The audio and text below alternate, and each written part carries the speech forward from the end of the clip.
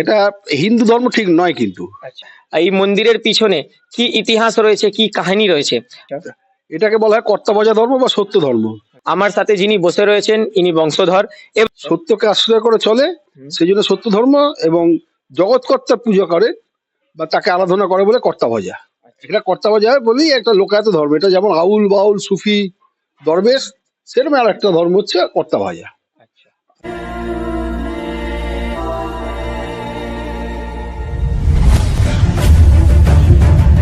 চলেন আপনাদের আমি খুব ভালোভাবে সতী মাতার যে মন্দিরটা দর্শন করিয়ে দিয়েছি। এবার এই মন্দিরের পিছনে কি ইতিহাস রয়েছে, কি কাহিনী রয়েছে, আমার সাথে যিনি বসে রয়েছেন ইনি বংশধর। এবার বংশধর হিসাবে ইনি কত দূর পর্যন্ত মানে রিলেশনশিপে মাতা সতীর পড়েন সেটা খুব ভালোভাবে আমরা জেনে নেব আর মন্দির কাহিনীটাই জেনে নেব। স্যার, আপনার স্বাগতম আমাদের চ্যানেলে। আপনার নামটা একটু বলেন। আমার নাম সত্যশুভ পাল দেবমাহাতো, তবে এখানে আমাকে শঙ্করবাবু বলি সকলে জানে। সতীমা আজ থেকে প্রায় 300 বছর আগে আমার ঠাকুরদার ঠাকুমা উনি, তার মানে হচ্ছে উনি, ওনাকে যদি প্রথম পুরুষ ধরা হয়, আমি সপ্তম অধস্তর পুরুষ। আচ্ছা, আমাদের ধর্ম যেটাকে বলা হয়, এটা হিন্দু ধর্ম ঠিক নয় কিন্তু। আচ্ছা, এটাকে বলা হয় কর্তাভজা ধর্ম বা সত্য ধর্ম। সত্যকে আশ্রয় করে চলে, সেই জন্য সত্য ধর্ম, এবং জগৎকর্তার পুজো করে বা তাকে আরাধনা করে বলে কর্তাভজা। এটা কর্তাভজা বলেই একটা লোকায়ত ধর্ম। এটা যেমন আউল বাউল সুফি দরবেশ, সেরকম আর একটা ধর্ম হচ্ছে কর্তাভজা। আচ্ছা, আমাদের মানে মিথ বা বিশ্বাস যে মহাপ্রভু নীলাচলের শেষ হননি, তিনি ওখান থেকে আত্মগোপন করে চলে এসেছিলেন এবং দীর্ঘজীবী হয়ে পরে এখানে এই ত্রিবেণী ঘাটটা আছে এই সামনে কৃষ্ণ কল্যাণীতে, ওইখানে তিনি আবার নতুন করে আসেন এবং এখানটা পেরিয়ে আসেন কল্যাণীতে। তাকে এখানে সবাই ফকির ঠাকুর বা আলুচাঁদ বলে জানতো। তিনি একটা ধর্ম প্রচার করলেন প্রথম, সেটা হচ্ছে কর্তাভজা, কর্তাকে ভজন করা। এই ধর্মের মূল দিক দুটো আগে আলোচনা করিনি। সেটা হচ্ছে উনি বললেন যে সাকারের পুজো হবে, নিরাকার নয়। মানে আমরা পরম ব্রহ্ম বা কর্তাকে আরাধনা করি সাকার রূপে। হ্যাঁ, নিরাকার না, নিরাকার ব্রহ্ম বা নিরাকারবাদী বা যারা আব্রাহামিক গ্রুপ, খ্রিস্টান মুসলিম ইত্যাদি বা ইহুদিরা, এরা কিন্তু নিরাকারের পূজারী, আকার দেখে না। কিন্তু আমাদের এখানকার ভারতবর্ষে আকারে পুজো হয়, পুতুল পুজো বলে তথাকথিত, মানে আমাদের দেব দেবী পুজো হয়, মূর্তি পুজো হয়। তো হ্যাঁ, সেটা পুতুল নয়, যারা বাইরে তারা পুতুল পুজো বলে, আমরা তো তা বলি না, আমরা মূর্তি পুজো। কিন্তু আমরা মূর্তি পুজো করি না। আচ্ছা, এটা আমি দেখলাম, মূর্তি পুজো করি মন্দির পরিসরটা ঘুরে দেখলাম। যেগুলো এখানে দেখছেন মূর্তিগুলো, সেগুলো বিক্ষিপ্ত ভাবে কেউ কেউ লাগিয়েছে, সেটা আসলে মূল মন্দিরের সঙ্গে সম্পর্ক নেই। আচ্ছা, আমরা সাকার, অথচ মূর্তি কিন্তু সাকার। আমরা সাকার, সেটা একটু ব্যাখ্যা করে দিচ্ছি। আর একটা হচ্ছে অনুমান বর্তমান দুভাবে হয়, অনুমান আর বর্তমান। আমরা বর্তমানের পূজারি। অনুমানটা কি? এই যে একটা আপনি মূর্তি করলেন, মূর্তিকে কাউকে শিব, কাউকে কৃষ্ণ, কাউকে রাধা, হ্যাঁ কাউকে বিষ্ণু, এইভাবে একটা কল্পনা করে দিচ্ছেন বা অনুমান করছেন, তারপর পুজো করছেন। আমরা অনুমানটা করি না, যার জন্য মূর্তি নেই। তাহলে সাকার এবং বর্তমানকে আমাদের গুরুর মাধ্যমে পুজো হয়। ইমিডিয়েট যিনি গুরু, তাকেই আমরা জগৎকর্তার প্রতিনিধি হিসেবে দেখি। আর সেই জন্য এখানকার গানই হচ্ছে সার কর মন, গুরু করুণা সিন্ধু পদযুগল। মানে গুরুর পদযুগল সাধনা করলে ঈশ্বরের সাধনা হবে। এটা আমাদের বাউল বা আউল, এই যে লোকাল ধর্মগুলো আছে, বেশিরভাগই দেখবেন গুরুবাদী সাধনা। গুরু না ভজিলে সাত সকালে একটা গান শুনেছেন তো, এই ধরনের আর কি। এটা এতদিন আগে করেছেন। আচ্ছা, এবার মহাপ্রভুকে আমরা ধরছি কিন্তু আউল চাঁদ। হ্যাঁ, তিনি প্রায় দীর্ঘজীবী 150 থেকে 200 বছরের কাছাকাছি দীর্ঘজীবী হয়েছিলেন। স্বয়ং ঈশ্বর বলে তাকে আমরা মানি। তিনি দীর্ঘজীবী, অনেকেই দীর্ঘজীবী, তার প্রমাণও আছে। বাবা একটা বইও লিখেছেন এর উপর, ঘোষপালা সতীমা কর্তাভজা। বইটা হাতের কাছে নেই, হট করে এসছে, নাহলে দেখে দিত। তার একটা রিসার্চ ওয়ার্ক কি আছে যে আমাদের মহাপ্রভু বলতে আমরা কাকে বলছি বুঝতে পারছেন তো? না, এটা বোঝান। 500 বছর আগে যিনি ছিলেন, নবদ্বীপের মহাপ্রভু বলতে আমাদের নিমাইকে বলা হয়, যিনি ভক্তিরসের। ওনারই সাধনা করেছিলেন। আমি আসছি, মাতা সতী সাধনা এত তাড়াতাড়ি এলে হবে না। আপনি ইতিহাস শুনতে চাইছেন, ভালো করে শুনুন। আগে ও আউল চাঁদে থাকি, তারপর মাতা সতী আসবে। ওইখানে মানে মোটামুটি প্রচার আছে, 3টে পথ প্রচার আছে। যে ওখানে নীলাচল মানে পুরীর পর আর ওই নিমাইকে দেখা যায়নি। প্রচার আছে নিমাই হয় সমুদ্রে ঝাঁপিয়ে পড়েছিলেন, কেউ কেউ বলে গুমখুন হয়ে গেছেন পান্ডাদের দিয়ে, আবার কেউ কেউ বলেন যে ওখানে টোটা গোপীনাথের একটা মন্দির আছে, সেই মন্দিরে যে মূর্তি আছে গোপীনাথে, তাতে বিলীন হয়ে গেছে। তো তাই এই 3টে মতামত আমরা মানি না। আর তাই ডিটেল সেটা আলোচনা করতে হবে বাবার একটা পুরো রিসার্চ ওয়ার্ক। Research work. হ্যাঁ, সেটা এখন এক ছোট্ট করে বলা যাবে না। একটু করে বলে দিই, নীলাচলে তিনি সমুদ্রে ঝাঁপাননি কারণ কেন বলুন তো? বলেন, আমি তো জানি আচ্ছা, না। সমুদ্রে কিছু গেলে হ্যাঁ। সমুদ্র ফিরিয়ে দেয়, তার ডেড বডি কই? হ্যাঁ ঠিক, এটা শুনেছি আমি। আচ্ছা, উনি গুরু ছিলেন, লক্ষ লক্ষ ভক্ত, হুম। স্বয়ং রাজা তার ভক্ত, পুরীর রাজার ভক্ত ছিলেন। হুম। তাকে ঘিরে রয়েছে হাজার হাজার ভক্ত, তিনি সমুদ্রে ঝাঁপিয়ে বলে না, কেউ আটকালো না, তাকে মরতে দিয়ে দিল। হ্যাঁ, এটা সারাক্ষণ তিনি ভক্ত, ভক্ত ছাড়া কখনোই থাকতেন না, হয় না। আর একটা হচ্ছে গোপীনাথের মন্দিরে বিলীন হয়ে যায়, তিনি সচল জগন্নাথ বলা হতো ওনাকে, ওখানে ওখানকার লোকেরাই বলতো, পুরীর লোকেরাই বলতো। তা আমাদের যতগুলো অবতার দেখা গেছে, হুম। যেমন রাম বা কৃষ্ণ বা এই ধরনের যাদের অবতার দেখছেন, হুম। তারা কিন্তু ছোটবেলায় বড় হয়ে মানে জন্মেছে মায়ের মানুষ হিসেবেই, হুম। লেখাপড়া করেছে, খেলাধুলো করেছে, বিয়ে শাদী করেছে, অস্ত্র শিক্ষা করেছে, হ্যাঁ, তারপর বয়স হয়েছে, মারাও গেছে ঈশ্বর দিয়ে। বলুন তো, আমাদের হিন্দু যারা আছেন চারপাশে আছেন, তারা তো এটা বিশ্বাস করেন তিনি একদম একদম। হ্যাঁ, এটা ইতিহাসই তিনি ছিলেন, হ্যাঁ, স্বয়ং ভগবান, 99% মানুষ স্বয়ং সেটা ভগবান, জানেই না। স্বয়ং ভগবান। তাহলে তাদের শেষটা ভগবানের শেষটা হচ্ছে কিন্তু মানুষ হিসেবে। কেন করেছিলেন ওরা? মানুষ হিসেবে লীলা করতে এসেছিলেন কেন? মানুষকে শিক্ষা দিচ্ছিলেন, তোমরা যদি আমাদের আমাদের মতো এই যে আমাদের জীবন কাহিনী এটাকে ফলো করো, তোমরা অলমোস্ট ঈশ্বরের কাছাকাছি পৌঁছতে পারবে, এটা শিক্ষা দেওয়ার জন্য। তার জন্য শেষটাও তাদের কিন্তু মানুষের মতোই হয়েছে। হুম। এখানে এনার নবদ্বীপের যা মহাপ্রভুকে যদি আমি ঈশ্বরই ধরি বা তার অবতার ধরি, তাহলে তো একটা শেষ মানুষের মতোই হবে। হ্যাঁ, কিন্তু যদি দেবতার সঙ্গে মিশে গিয়ে থাকে, তাহলে এটা তো হয়ে গেল হ্যাঁ, অন্য সেটা কথা, ধরা যাবে না। সেই জন্য মানা যাচ্ছে হুম, না। হুম, কি? তারপর আছে কি ওখানে গুম করেছিল পান্ডারা, হুম। সেটাও ঠিক ভাবা যাচ্ছে না, কারণ উনি খুব শিক্ষিত জ্ঞানী তখনকার দিনে ব্যক্তি ছিলেন, তিনি জানতেন গুম খুন হতে পারে, তাই জন্য তিনি গুম খুন যাতে না হন, তিনি মারা গেছেন এটা প্রচার করে পালিয়েছেন। তারপর ওখান থেকে ঘুরে এসে মানে অনেকদিন বাদে এখানে এসেছিলেন। আচ্ছা, ওখানে আপনার এই ইতিহাসগুলো না জানলে তো মুশকিল, যে ওখানে হুম, হুম। নবদ্বীপে কি করেছে, নবদ্বীপে সন্ন্যাস নিয়েছিলেন উনি, আচ্ছা।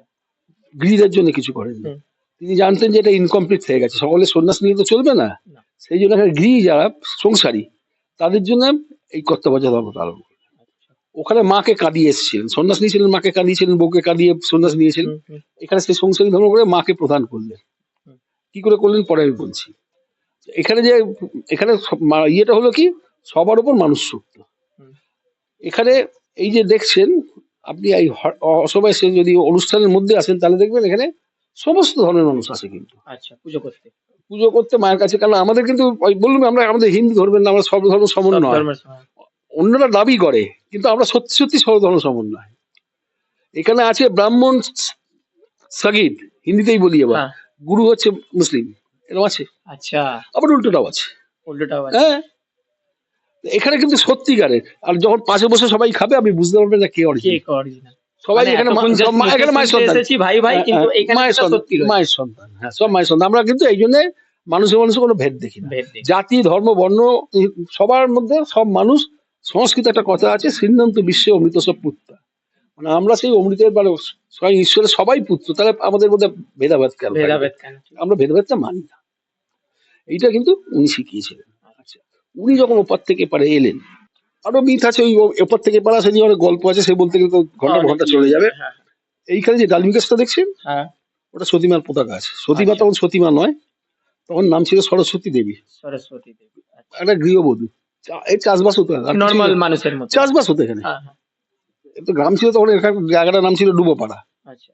উনি ওখানে বসেছিলেন। এখন এই সরস্বতী দেবী যিনি, তার হাজবেন্ডের নাম হচ্ছে রামচরণ পাল। আচ্ছা। পাল। তিনি খুব পেটের ব্যথা, অসুস্থ ছিলেন, অনেকদিন ধরে ঘুরতেন। হুম। আচ্ছা, এখন গাছের নিচে একটা ফকির ঠাকুর হিসেবে এসছেন, তখন ফকিরও বলছে কেউ কেউ সন্ন্যাসী বলে, কারণ তখন একটু কিছু কিছু মুসলিম যুগ, মানে মুসলিম যুগ বলতে সুলতানি যুগ, যদি এখানে তখন পুরোপুরি হয়নি, ইংরেজ আসেনি, তখন সুলতানি যুগ চলছে। এই মুসলিম কথাবার্তা আবির্ভাব ফার্সিতে ফকির শব্দটা এসে গেছে, হ্যাঁ, হ্যাঁ। তো ওকে বলে ফকির বাবু বা ফকির সাহেব বলে সব ডাকতেন। আবার হিন্দু কেউ আছে, তাহলে ও সন্ন্যাসী বাবা, যে যেরকম পাচ্ছে ডাকছে। যেরকম পারছে, হ্যাঁ। অনেকে মানে উনি ঈশ্বর প্রেমে আকুল ছিলেন, আকুলটাকে আমরা বাংলায় আউল করে দিয়েছি, সেই জন্য আউল চাঁদও বলতো অনেকে। আচ্ছা। আমাদের যার জন্য বাউল শুনেছেন, আমরা আউল। আউল। আচ্ছা। আকুল, বাউল মানে হচ্ছে ব্যাকুল, ব্যাকুল। হ্যাঁ, বুঝতে পেরেছেন? হ্যাঁ। ওখানে তখন সরস্বতী বললেন, বাবা সন্ন্যাসী বাবা, আমার স্বামী অনেক দিনের অসুস্থ, হুম। একটু সারিয়ে দিন, কিছু করুন। তখনকার দিনে তো ডাক্তার এত এখানে না, কল্যাণী না, টাউনশিপ একদম, দেখছেন, একদম, একদম। এখানে তখন বাঘ চড়তো, বাঘ ছিল, বাঘ আচ্ছা। চারপাশে জঙ্গল। বেতুরিয়ারি ফরেস্ট এই অব্দি ছিল।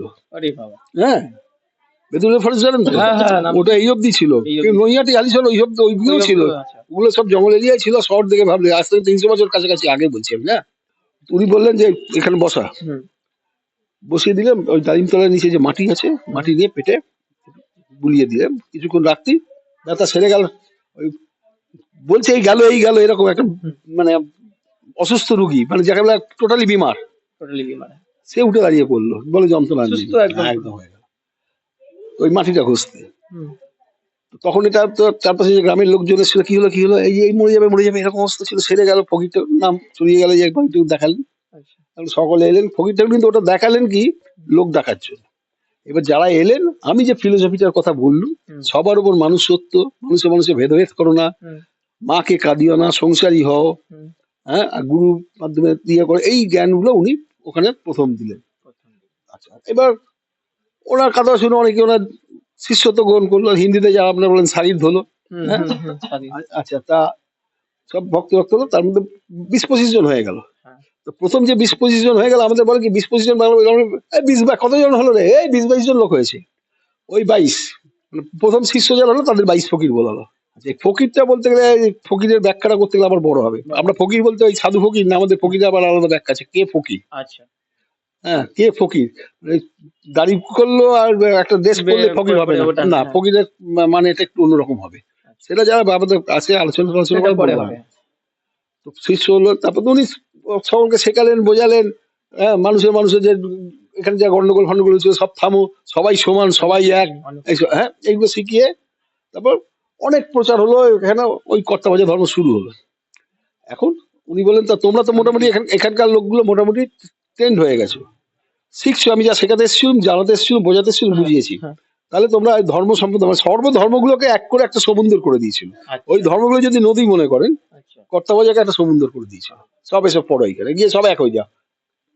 সমুদ্রের পানি কোন নদীর পানি বোঝা যায় না তো, বোঝা যায় না, একদম। সেই রকম। এটা কোথা থেকে এসে সে বোঝা যাবে না। এটা কার্যক্ষেত্রে বাস্তবে করেছিলেন, শুধু ইয়েতে নয়।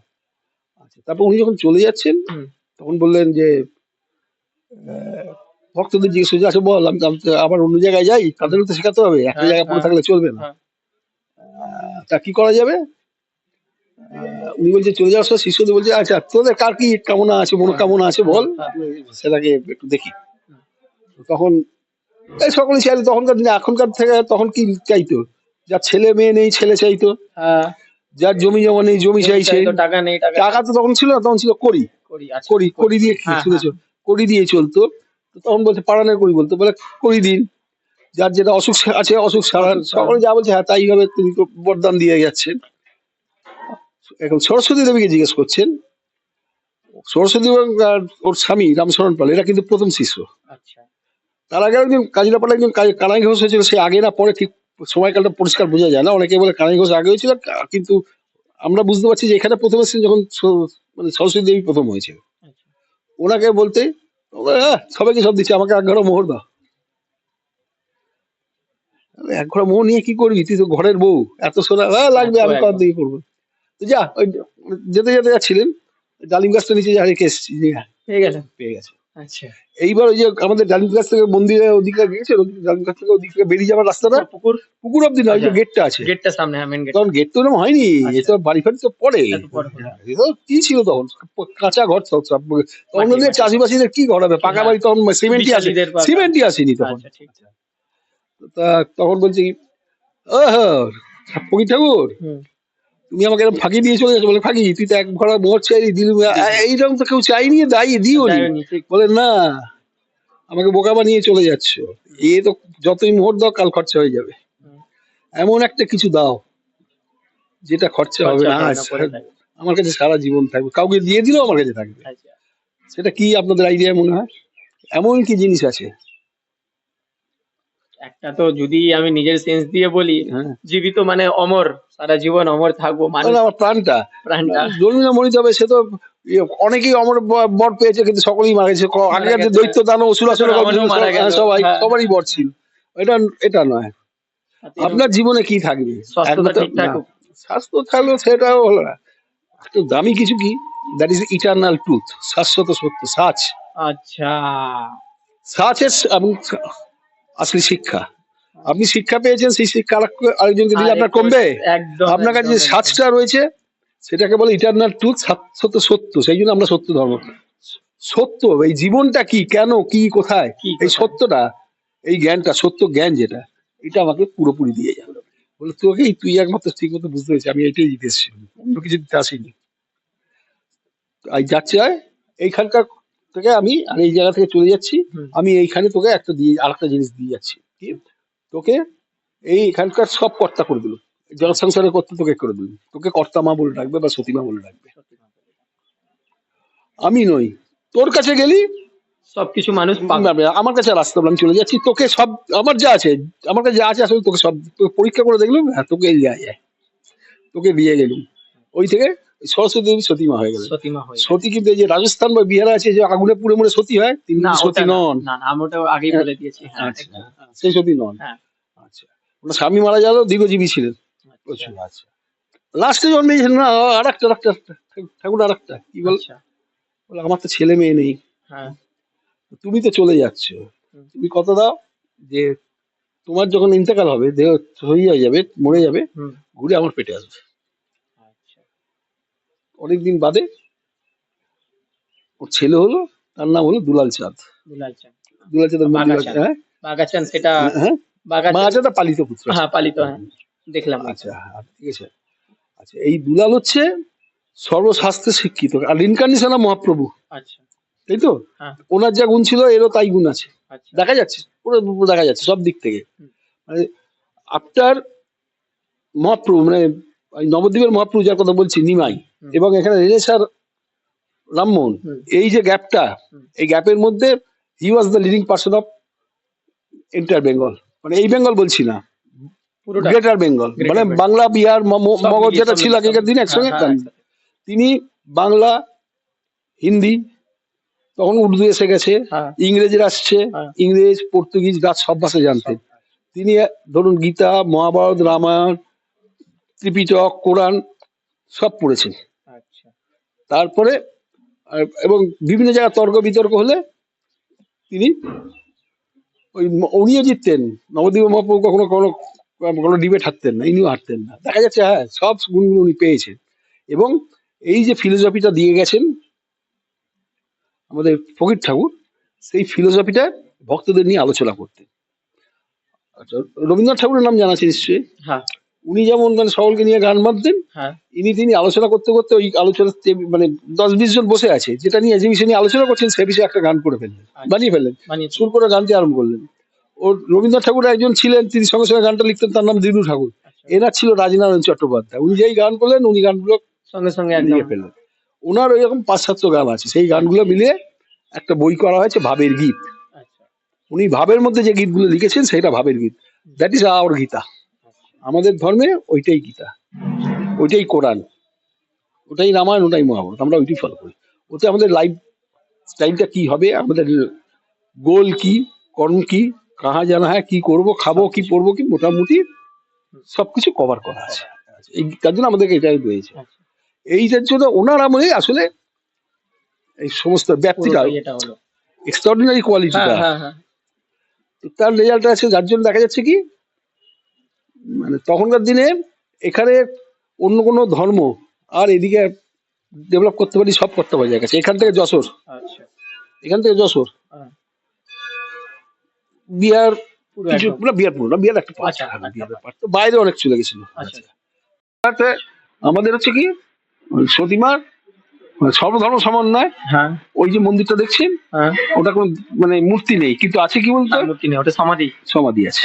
আর ওইটা একটাই সমাধি, আর কোনো কিন্তু সমাধি নেই। আমাদের যেগুলো মন্দিরগুলো আছে সমাধি, বাস পুড়িয়ে যে নাভিটা পড়ে না সেটাকে হ্যাঁ। সমাধি, বুঝ পুরানো হলো, সমাধি হলো। মানে ওইখানেই পুরানো হয়েছিল নাকি? না না, পুরী সে শ্মশান শ্মশান ঘাটে? নিয়ে যেটা পড়ে না সেটা নিয়ে এসে সমাধি করা হয়েছে। আচ্ছা আচ্ছা। আমরা সাতপুরুষে এলো এখন। আচ্ছা।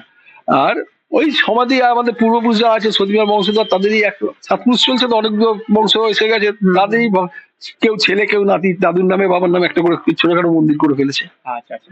অ্যাকচুয়ালি হচ্ছে সতীমা, তার ছেলে আউল চাঁদ, ছেলে আউল চাঁদের ইনকার্নেশন দুলাল চাঁদ, আউল চাঁদ আর বাগাচাঁদের মধ্যে বড় যেটা বাইরে আছে সামনে একটা স্কুলের সামনে। পুকুরের ধারা ওই স্কুলটা আছে। স্কুলটা এইটাই পেছনে, এই জাস্ট সামনে ঘরটার একটা। পেছনটাই, ওটা ঘুরে ওদিকে, এখান থেকে জাস্ট ঘর এই ঘরটার পেছনেই। আচ্ছা আচ্ছা, ওইখানে যে তালাব রয়েছে, তালাবের কি? আচ্ছা, হিমসাগরটাই হচ্ছে কি আমাদের, it is equivalent to Ganges to us. আচ্ছা ওখানে চান করলে সমস্ত পাপ কালিমা দূর হয়, এবং দেখা যায় ওখানে মানে এখানে আছে যেমন গাছে ঢিল বাঁধলে মানত করলে, মনোকামনা করলে, ওখানে ছেলে মেয়ে অন্যান্য কামনা, আর ওখানটায় চান করিয়ে যদি একটু প্র্যাকটিস করা হয়, দেখা যাচ্ছে যে বোবাকে কথা বলানো যায়। ওটা ওখানে দোলের সময় আসবেন, দেখতে পাবেন, আচ্ছা। অরিজিনালি দেখবেন। দোলের দিন হ্যাঁ, বা দোলের আগের দিন, দোলের পরের দিন, এই 3 দিনে ম্যাক্সিমাম হয়। ম্যাক্সিমাম কারণ আমাদের লোকজন থাকে, ভোরের দিকে আসতে হবে। ভোরের দিকে কটার দিকে তাও? ওই ভোর 4টে, চারটে। ওই 4টে থেকে 6, মানে একজন তো না, 5-6 জন হয়, 5-6 জন হয় নিশ্চয়ই, খুব কম করে প্রত্যেকবারই। আচ্ছা আচ্ছা ওই 4টে থেকে 5টা 6টা, বেশি আলো উঠে গেলে আর পাবেন না, তখন অন্য ভিড় হয়ে যাচ্ছে। ওই জিনিসটা যার ক্রিয়াকর্ম আছে, হুম, বেশি ভিড় মুশকিল হয়ে যায়, কিন্তু দেখবেন, দেখতে পাবেন। ঠিক আছে। এটা হয়। এই হলো মোটামুটি হিস্ট্রি।